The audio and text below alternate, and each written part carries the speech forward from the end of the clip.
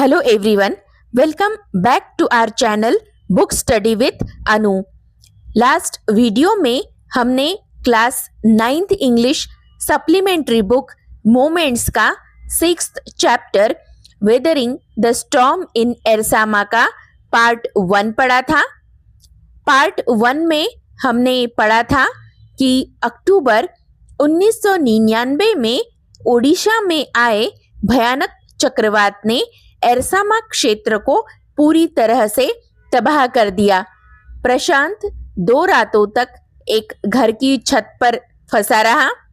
तीसरे दिन पानी कम होने पर वह अपने गांव की ओर चला। अब इस वीडियो में पार्ट 2 में हम पढ़ेंगे कि इस आपदा ने सब कुछ छीन लिया, लेकिन इंसानियत को और मजबूत बना दिया। दुख के बीच भी सेवा, साहस और उम्मीद की जीत हुई। तो चलिए अब हम आपकी टेक्स्ट बुक से पढ़ना शुरू करते हैं। Page number 39।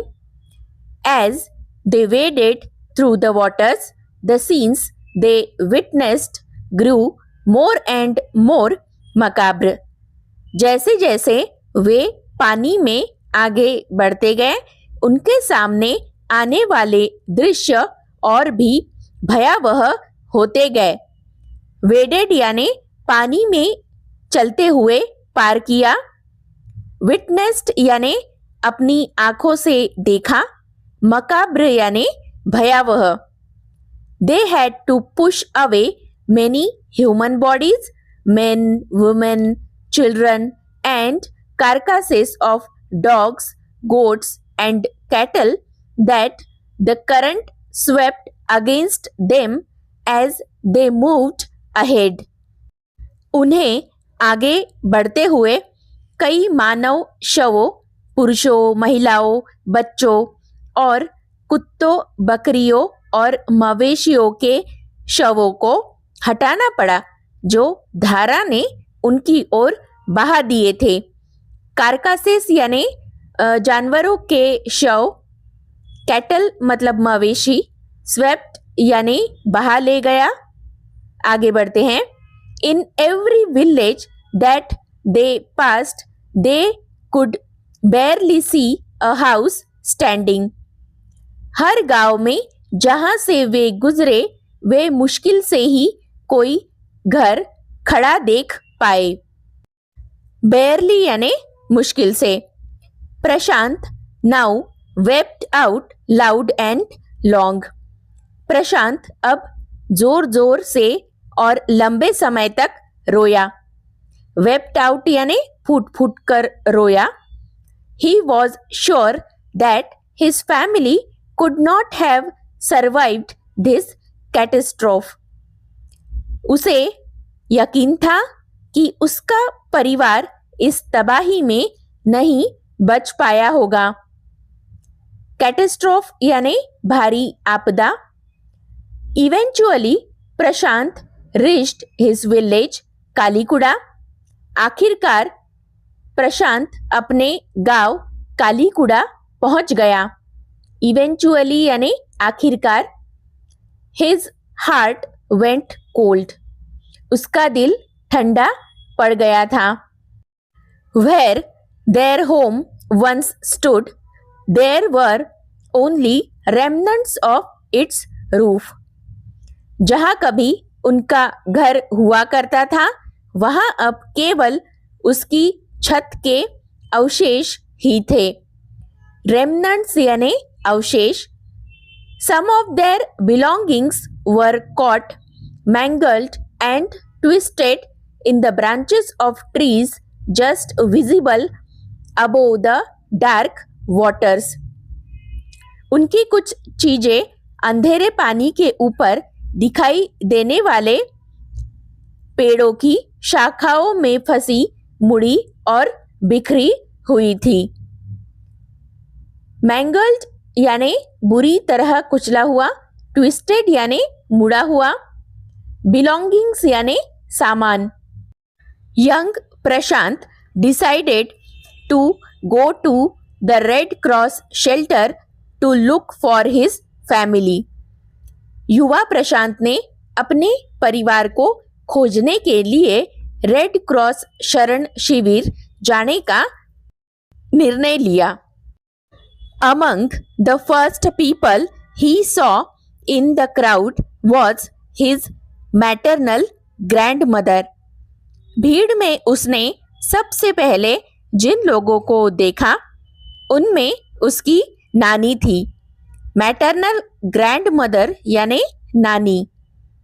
Week with hunger she rush to him, her hands outstretched, her eyes brimming. भूख से कमजोर वह अब उसकी ओर दौड़ी. उनके हाथ फैले हुए थे, आंखें छलक रही थी. आउटस्ट्रेच्ड यानी फैला हुआ, ब्रीमिंग यानी भरा हुआ. इट वॉज अ मिरेकल, यह एक चमत्कार था. मिरेकल यानी चमत्कार. They had long given him up for dead. उन्होंने लंबे समय पहले उसे मृत मान लिया था. Quickly word spread and his extended family gathered around him and hugged him tight in relief. जल्द ही खबर फैल गई और उनके विस्तृत परिवार ने उसके चारों ओर इकट्ठा होकर राहत से उसे कसकर गले लगा लिया. एक्सटेंडेड फैमिली यानी विस्तृत परिवार, हग्ड यानी गले लगाया, रिलीफ यानी राहत. प्रशांत anxiously scanned the motley, battered group. प्रशांत ने बेसब्री से उस विविध टूटे फूटे समूह को देखा. anxiously यानी बेचैनी से, scanned यानी ध्यान से देखा, मोटले यानी मिश्रित, battered यानी बुरी तरह क्षतिग्रस्त. His brother and sister, his uncles and aunts, they all seem to be there. उसका भाई और बहन, उसके चाचा और चाची, वे सभी वहां मौजूद लग रहे थे. By the next morning, as he took in the desperate situation in the shelter, he decided to get a grip over himself. अगली सुबह तक जैसे ही उसने शेल्टर में विकट स्थिति को समझा, उसने खुद पर काबू पाने का फैसला किया. डेस्परेट यानी बेबस, विकट या बहुत परेशान, ग्रीप यानी काबू पाना. He sensed a deathly grief settling upon the 2,500 strong crowd in the shelter.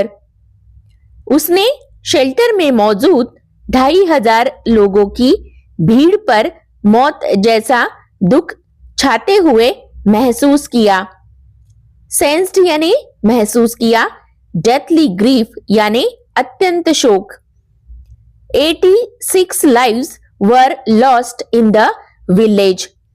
गांव में 86 लोगों की जान चली गई थी. All the 96 houses had been washed away. सभी 96 घर बह गए थे. It was their 4th day at the shelter. यह शेल्टर में उनका चौथा दिन था. So far they had survived on green coconuts, but there were too few to go around such a tumult of people. अब तक वे हरे नारियल पर गुजारा कर रहे थे, परंतु इतनी बड़ी भीड़ के लिए वे बहुत कम थे. ट्यूमल्ट ऑफ पीपल यानी अव्यवस्थित भीड़. प्रशांत, all of 19 years, decided to step in as a leader of his village if no one else did. 19 वर्ष के प्रशांत ने फैसला किया कि अगर किसी और ने नहीं किया तो वह खुद अपने गांव का नेता बनेंगे. he organized a group of youths and elders to jointly pressurize the merchant once again to part with his rice. उन्होंने युवाओं और बुजुर्गों का एक समूह बनाया और संयुक्त रूप से व्यापारी पर फिर से दबाव डाला कि वह अपना चावल निकाले। प्रेशराइज यानी दबाव डालना, मर्चेंट यानी व्यापारी। This time the delegation succeeded and returned triumphantly, wading through the receding waters with food for the entire shelter. इस बार प्रतिनिधि मंडल सफल रहा और पूरे शेल्टर के लिए भोजन लेकर उतरते पानी में से वापस लौटा। डेलीगेशन यानी प्रतिनिधि मंडल, ट्रिumphantly यानी विजय के साथ, रेसिडिंग वाटर्स यानी उतरता हुआ पानी। No one cared that the rice was already rotting. किसी ने परवाह नहीं की कि चावल पहले से ही सड़ने लगा था।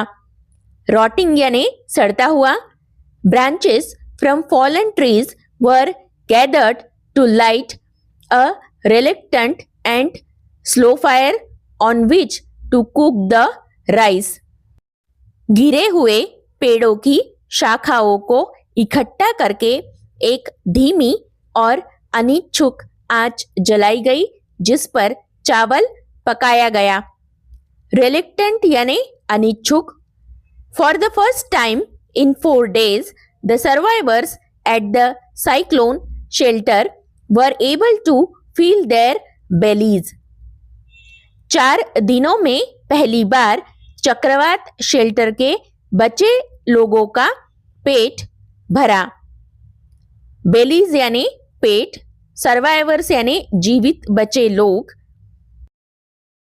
His next task was to organize a team of youth volunteers to clean the shelter of filth, urine, vomit, and floating carcasses, and to tend to the wounds and fractures of the many who had been injured.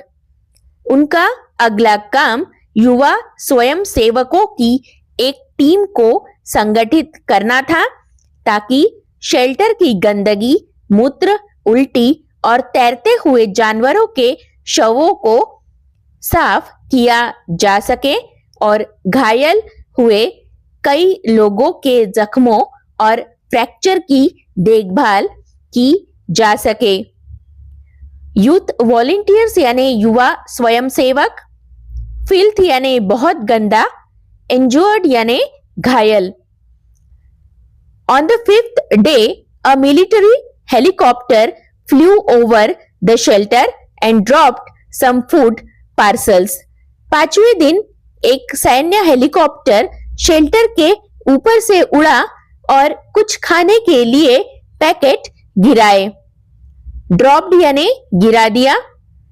It then did not return. फिर वह वापस नहीं लौटा। The youth task force gathered empty utensils from the shelter. युवा task force ने shelter से खाली बर्तन इकट्ठा किए। यूटेंसिल्स यानी बर्तन। Then they deputed the children to lie in the sand left by the waters around the shelter with these utensils on their stomachs to communicate to the passing helicopters that they were hungry.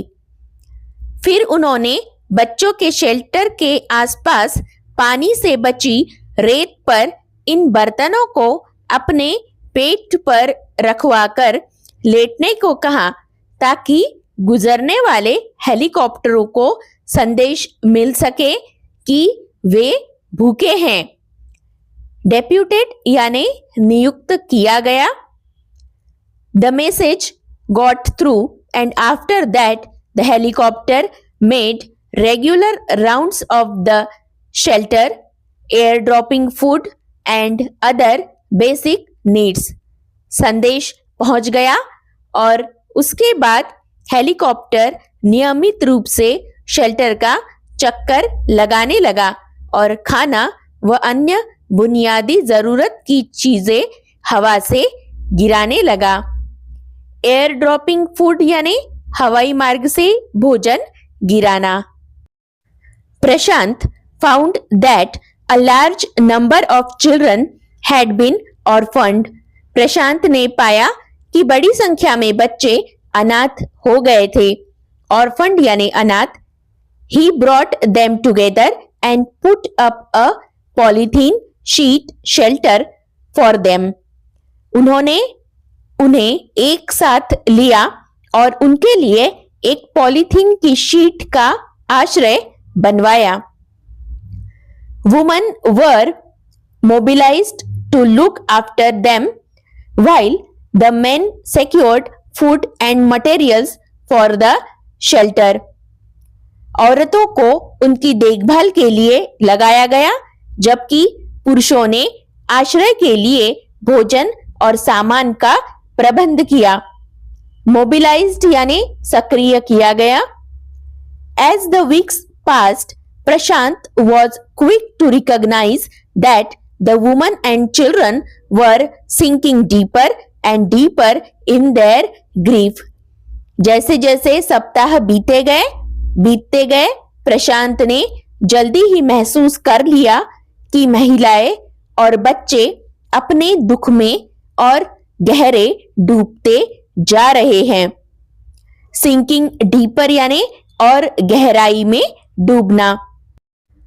He persuaded the women to start working in the food for work program started by an NGO, and for the children he organized sports events.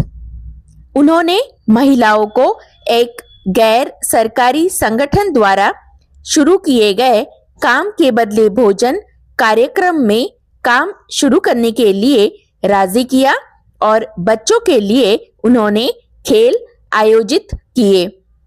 He himself loved to play cricket and so he organized cricket matches for children.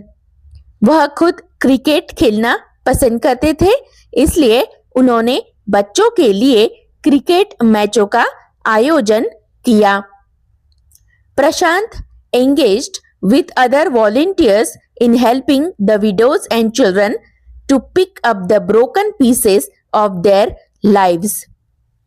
प्रशांत अन्य स्वयं सेवकों के साथ मिलकर विधवाओं और बच्चों की टूटी हुई जिंदगियों को फिर से संभालने में मदद करने में जुट गए. The initial government plan was to set up institutions for orphans and widows. सरकार की शुरुआती योजना अनाथों और विधवाओं के लिए संस्थान बनाने की थी.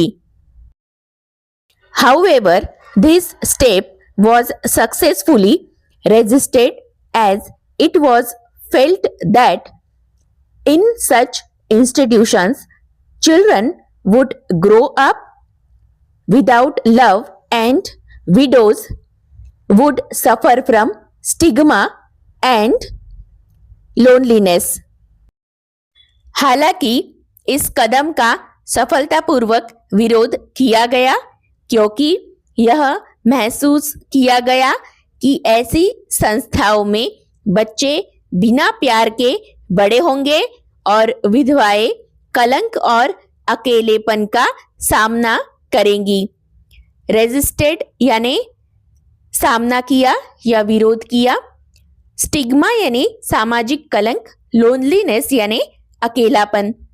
प्रशांत group believed orphans should be resettled in their own community itself, possibly in new foster families made up of childless widows and children without adult care. प्रशांत के समूह का मानना था कि अनाथों को उनके अपने समुदाय में ही बसाया जाना चाहिए, संभवतः नए पालक परिवारों में जो बिना बच्चों वाली विधवाओं और बिना वयस्क देखभाल वाले बच्चों से मिलकर बने हों। फोस्टर फैमिलीज यानी पालक परिवार। आगे बढ़ते हैं। It is 6 months after the devastation of the super cyclone. Super cyclone की तबाही के 6 महीने बाद का समय है। This time Prashant wounded spirit has healed simply because he had no time to bother about his own pain. इस बार प्रशांत की जख्मी आत्मा इसलिए ठीक हो गई है क्योंकि उसके पास अपने दर्द की चिंता करने का समय ही नहीं था। वुंडेड स्पिरिट यानी आहत मन, हील्ड यानी ठीक होना। His handsome youthful face is what the widows and orphaned children of his village seek out most in their darkest hour of grief. उसका सुंदर युवा चेहरा ही वह चीज है जिसे उसके गांव की विधवाएं और अनाथ बच्चे अपने सबसे गहरे शोक के समय सबसे अधिक खोजते हैं। आवर ऑफ ग्रीफ यानी शोक का समय, सीक आउट यानी खोज निकालना। वीडियो अगर अच्छा लगा हो तो please like, share and subscribe.